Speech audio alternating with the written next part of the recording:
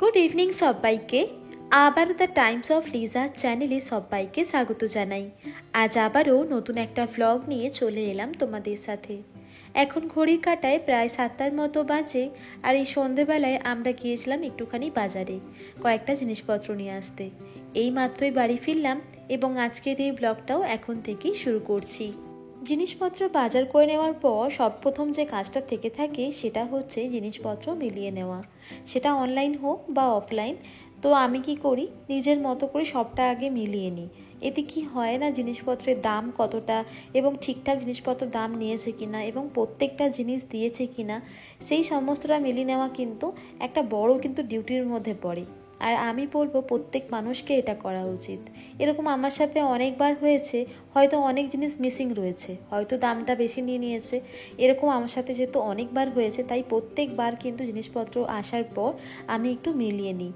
আজ যেহেতু আমি অফলাইনে জিনিসপত্রগুলো নিয়েছি তাই কিন্তু আমি একবার দেখে নিয়েছি জিনিসপত্রগুলো ঠিকঠাকভাবে আমি নিয়েছি কিনা। কেন কি এরকম অনেক সময়তে হয়, দোকানে জিনিসপত্র কিনতে কিনতে ব্যাগের মধ্যে লোড করতে করতে অনেক জিনিসপত্র কিন্তু আমার মিস হয়ে যায়। তো সেই জিনিসগুলো কিন্তু আমি একটুখানি মিলিয়ে নিই। তো দেখো, আমার মোটামুটি মনে ছিল যে কী কী জিনিসপত্র আমি নিয়েছি সেগুলোকে একটুখানি মিলিয়ে নিচ্ছি। কাগজটা না হয় ফেলেই দিলাম, কিন্তু ওই যে মনের মধ্যে রয়েছে, তো সেইগুলোকে একটুখানি মিলিয়ে নিচ্ছি। আগের দিন তো মোটামুটি যতটুকু পেরেছিলাম সেটুখানি শপিং করেছিলাম অনলাইন থেকে। এখন কয়েকটা জিনিসপত্র আমাদের দরকার ছিল, তো সেইগুলোকে কিন্তু আমরা নিয়ে নিয়েছি। যেরকম বিস্কিটটা আমাদের বাড়িতে একটু বেশিই লাগে, আর টিস্যু বক্স যেরকম দরকার ছিল। তো এইগুলো টুকটাক করে কিনতে কিনতে দেখছি অনেকগুলো জিনিসপত্র কিন্তু কেনা হয়ে গেছে। আর তোমাদেরকে আমি বলেছিলাম যে আমি চিয়া সিডস খাচ্ছি এখন, তো সেই জন্য একটুখানি হানির প্রয়োজন ছিল, তো হানিটাও নিয়ে নিয়েছি। আর আরও একটা জিনিস যেটা হচ্ছে সবথেকে বড় ব্যাপার, সেটা হচ্ছে ভীমের যে লিকুইডটা।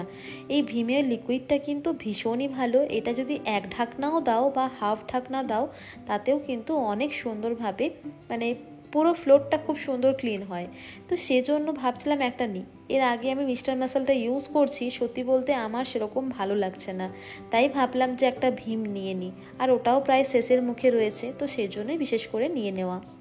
জিনিসপত্রগুলো তো নিয়ে নিয়েছিলাম, তার সাথে কিন্তু আমি আরও দুটো জিনিস অ্যাড করেছিলাম। সেটা হচ্ছে তুলো, আর এটা হচ্ছে কর্পূর, আর সাথে কিন্তু এই যে মঙ্গলদ্বীপের যে ধূপগুলো রয়েছে, তো সেটা কিন্তু নিয়েছি। এটা শুনলাম একটু নতুন ফ্লেভার এসছে চন্দনের, তো ভাবলাম এটাকে একটুখানি নিয়ে দেখি। আর একটুখানি গোলাপের সুগন্ধও রয়েছে, তো ভাবলাম এটাকেই নিয়ে নিই। তো এটা হচ্ছে পুজোর জন্য, তো চলো পুজোর জন্য এখন এগুলোকে রেখে দিই। সাথে নিয়েছি আমি আমার জন্য একটা ব্রাশ, তোমাদেরকে ব্রাশটা দেখিয়ে দিচ্ছি। আসলে এই ব্রাশটা আমার এত পছন্দ হয়েছিল, ভাবলাম নিয়ে নিই। আর এর যে বক্সটা ছিল, এই বক্সটা আরও সুন্দর।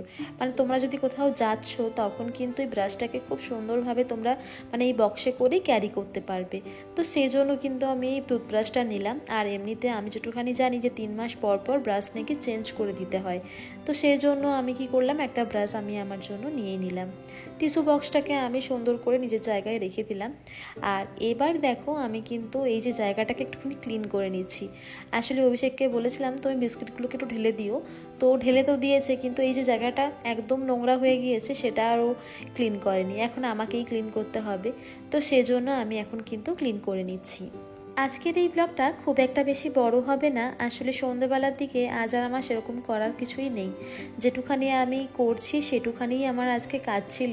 তাছাড়া আজ একটু আমি টায়ার্ডও হয়ে গিয়েছি বলতে পারো। প্রথমত আজকে একটুখানি বাইরে কাজ ছিল, সকাল দিকে হাজব্যান্ডের অফিস ছিল, তো সব কিছু মিলিয়ে না মানে একটুখানি বলতে পারো যে আমি একটু চাপের মধ্যে দিয়েই ছিলাম। আর তারপরে বেরিয়ে গিয়েছিলাম একটুখানি খাওয়া দাওয়া করতে, টিফিন করতে, টিফিন সেরে তারপর শপিং করলাম, মানে যেটুখানি আমার দরকার ছিল। তো অনেকটা বড় যেহেতু ওই দোকানটা ছিল, তো আমাকে ঘুরে ঘুরে একদম দেখে দেখে নিতে হচ্ছিল, তাই একটুখানি বলতে পারো আমি টায়ার্ড হয়ে গিয়েছি। তো সেই জন্যই কিন্তু আমি এখন যতটুকু পারছি খুব কমের মধ্যে দিয়ে তোমাদেরকে দেখাচ্ছি। আগের দিন তোমাদেরকে দেখিয়েছিলাম যে অভিষেক চিকেন নিয়ে এসছে, এবং চিকেনটাকে নিয়ে আমার একটুখানি মাথা ব্যথাই ছিল যে এই চিকেনটা দিয়ে বানাবোটা কি। তবে আজকে ভাবলাম যে একটা কাজ করা যেতে পারে, আজকে অনেক দিন হয়ে গিয়েছে বিরিয়ানি খাওয়া হয়নি, তাই আজকে কিন্তু ঠিক করে নিয়েছিলাম চিকেন বিরিয়ানি বানাবো। তাছাড়া আমার কাছে মনে হয় এই বিরিয়ানির রেসিপিটা সবথেকে সহজ রেসিপি। আর বিরিয়ানি থাকলে রাতে আর কিছু দরকার পড়ে না, সাথে রায়তা একটুখানি যদি হয়ে যায় তাহলে তো একদম জমে যাবে। ঠিক সেরকমই একটা ব্যবস্থা নিলাম কিন্তু আজকে। তো চিকেন বিরিয়ানি বানাচ্ছি আর এখন গ্যাসের ফ্লেমটাকে একটু লো করে দিলাম। আর বাকি টুকটাক যে কাজগুলো রয়েছে এখন দমে বসিয়ে সেগুলোকে একটুখানি আমি করে নেব। দেখো একদিকে কিন্তু আমার দমে বসানো হয়েছে চিকেন বিরিয়ানিটা, আর একদিকে কিন্তু ছোটো ছোটো যে কাজকর্মগুলো ছিল এখন সেগুলোকে একটুখানি আমি এগিয়ে নিচ্ছি। আর আজ হচ্ছে একটা এমন ওয়েদার, আমরা যখন বাইরে গিয়েছিলাম তখন তো মোটামুটি ওয়েদারটা ভালোই ছিল, তারপর বাড়ি আসার পর দেখছি মেঘলা মেঘলা আকাশ, আর এখন দেখছি বাইরে বৃষ্টি হচ্ছে। তখনই আমি অভিষেককে গিয়ে বললাম, দেখো ওয়েদারটা এত সুন্দর হয়ে গেছে, আর এরকম আমেজে যদি বিরিয়ানি হয় তাহলে সব থেকে বেশি ভালো হয়। তো অভিষেক বললো যে কী রান্না করছো বলো। আমি অভিষেককে আর কিছু বললাম না। তারপর কিছু সময় পর যখন মোটামুটি রেডি হয়ে গেছে তখন আমি অভিষেককে বললাম যে হ্যাঁ আজ কিন্তু আমি বানাচ্ছি বিরিয়ানি। তো বলছে হ্যাঁ তুমি সত্যি বিরিয়ানি বানাচ্ছো? আমি বললাম হ্যাঁ বিরিয়ানি আজ কিন্তু আমি বানাচ্ছি। তো ওর মনটাও দেখলাম বেশ খুশি খুশি হয়ে গেছে।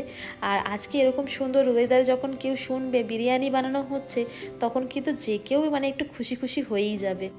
যাই হোক, আজ তাহলে রাতের ডিনারটা একদম ভালোভাবে বিরিয়ানির সাথে জমে যাবে, আর সাথে রয়েছে এরকম সুন্দর একটা বৃষ্টি। যাই হোক, আমি কিন্তু এদিকে এখন আরও একটা কাজ এগিয়ে নিচ্ছি। আমি যখন চিকেন বিরিয়ানি বানাচ্ছিলাম তখন দেখছিলাম এই সাইডের যে একটা তাক রয়েছে, মানে যেটাকে আমরা বানিয়েছিলাম যে তাকটাকে, তো সেই তাকটাতে যে ভীষণভাবে ধুলো পড়েছে এবং রান্না করতে করতে যে তেল চিটে ভাবটা থাকে তার মধ্যে হয়ে গেছে। আর এর ওপরে যে কাপড়টা ছিল ওই কাপড়টাও দেখলাম বেশ নোংরা হয়েছে। তাই ঘরোয়াভাবে যেটুখানি ক্লিন করা যেতে পারে সেটুখানি কিন্তু আমি এখন ক্লিন করে নিচ্ছি। আর এই লাইজলের যে স্প্রেটা আছে এটা এত ভালো তোমাদেরকে আর কি বলবো। তোমরা যদি আগে কেউ কলিন ব্যবহার করছো তো সেই কলিনটাকে একদম তোমরা ছেড়ে দাও, ঠিক তার পরিবর্তে তোমরা নিয়ে আসো এই লাইজলটা। এই লাইজল প্রোডাক্টটা এতটাই ভালো, তোমরা কিচেনেও ক্লিন করতে পারবে, বিভিন্ন রকমের যে ইউটেন্সিলগুলো থেকে থাকে আমাদের মানে কিচেন অ্যাপ্লায়েন্সেসগুলো, তো সেগুলো তোমরা ক্লিন করতে পারবে। মানে তেল চিটে যে ভাবটা থেকে থাকে না, তো সেটাকে খুব সুন্দরভাবে কিন্তু ক্লিন করে দেয়।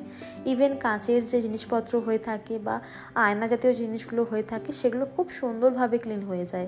তাছাড়া বিভিন্ন রকমের যে দাগ থেকে থাকে না আমাদের দেওয়ালের মধ্যে, তো সেই দেওয়ালের দাগও কিন্তু এটা ক্লিন করে দেয়। এত ভালো একটা প্রোডাক্ট, তোমাদেরকে আমি একদিন দেখাবো যে এই মানে শুধুমাত্র আমি লাইজল ব্যবহার করে কি কি জিনিসপত্র আমি ক্লিন করতে পারি। সত্যি বলছি, এরকম একটা প্রোডাক্ট যদি থাকে না ঘরের মধ্যে, সত্যি আর কোনো কিছু প্রয়োজন পড়ে না।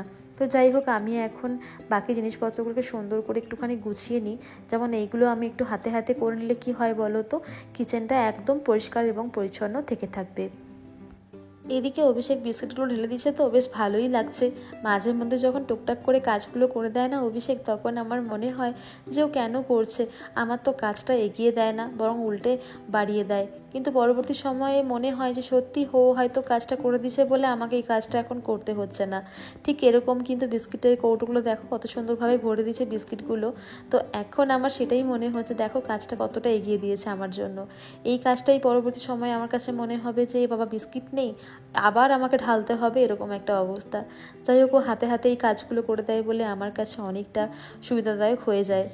আগের দিনে আমাকে একজন দিদিভাই জিজ্ঞাসা করেছিলেন যে দিদিভাই তুমি এই তেলের বটলগুলো কোথা থেকে নিয়েছো।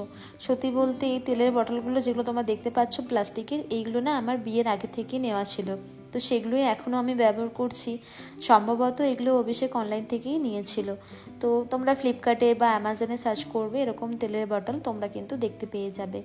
আর ওই যে দুটো কাঁচের বটল তোমরা দেখতে পাচ্ছ, ওটা কিন্তু আমি এখানে অনলাইন শপিংয়ে করিনি, এগুলো আমি অফলাইন দোকান থেকেই কিন্তু নিয়েছি। আর দেখতে যেহেতু খুব সুন্দর লেগেছিলো তখন ভাবলাম নিয়ে নিই। তো এই দুটো প্রোডাক্ট আমি তখন নিয়ে নিয়েছিলাম অফলাইন দোকান থেকেই। ওই যে যেমন আজকে বাজার করতে গিয়েছিলাম ওই রকমই দোকান ছিল, ওই দোকান থেকেই কিন্তু আমি নিয়ে নিয়েছিলাম। আর চলো এবার তাহলে খাওয়া দাওয়া ব্যবস্থা করা যাক, অনেকটাই তো রাত হলো। বিরিয়ানি বানাতে বানাতে অনেকটাই সময় কিন্তু চলে গিয়েছে, তো সেজন্য হয়তো সময়টা বোঝা যাচ্ছে না, কিন্তু অনেকটা সময় পেরিয়ে গিয়েছে, এখন ডিনার করার সময়ও হয়ে গিয়েছে। জানো তো, খাবার দাবার যখনই আমরা খাই না, বিশ্বাস করো আমার সবথেকে যেটা বড় মনে হয় আমার কাছে, যখন খাবার রান্না করি তখন আমার মনে হয় যে আমি খুব সুন্দর করে রান্নাটা হয়তো করে দিলাম, কিন্তু খাবার যখন সার্ভ করার ব্যাপার আসে না, তখন আমি মাকে বলি যে মা তুমি একটু সার্ভ করে দাও। এতে কি হয় না, মানে আমাকে লাগে যে আমাকে কেউ বানিয়ে খাওয়াচ্ছে, এটা আমার ফিল হয়। কেন জানি না আমার এটা মনে হয়, ছোটোবেলা থেকেই এটা অভ্যেস। আমি রান্না বান্না করি, তারপর যদি আমাকে কেউ যদি বলে যে রান্নাটা করে তুই সার্ভ কর, তখন আমার চোখ থেকে জল চলে আসে। কেন জানি না এরকম আমার সাথে হয়। তখন আমি মাকে হোক বা কাউকে যে আমার পাশে তখন থাকবে বড় কেউ, তাকেই আমি বলি খাবারটাকে সার্ভ করে দেওয়ার জন্য। এদিক থেকে আমাদের জন্য তো চিকেন বিরিয়ানি হয়েছিল, আর মা এখানে বানিয়েছিল ভেজ রাইস, তো সেটা কিন্তু এখন মানজির জন্য রেডি করে নিচ্ছে। আর এই ছিল আজ আমাদের ডিনার। তাহলে চলো আজকের এই ব্লগ এখানেই শেষ করছি, দেখা হবে নেক্সট ব্লগে। ততক্ষণের জন্য ভালো থেকো এবং সুস্থ থেকো। তো চলো আজকের জন্য টাটা।